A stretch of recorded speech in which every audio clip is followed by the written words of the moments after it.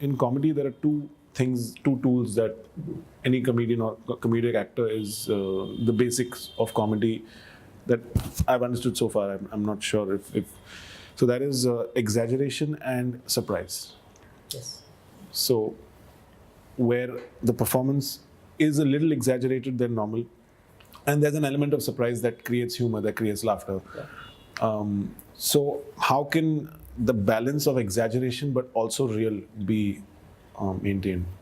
I think the balance is just like having conviction in your exaggeration. It's as simple as that.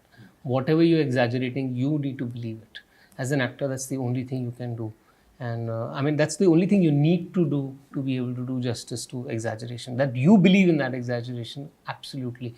And also, surprise is so right. And so much of surprise is to do with having a very different response from the expected response, and that's what brings out the surprise. So much of comedy is about having skewed worldviews. That the character has a skewed worldview. It's always different from how everybody else would think or how everybody else would feel.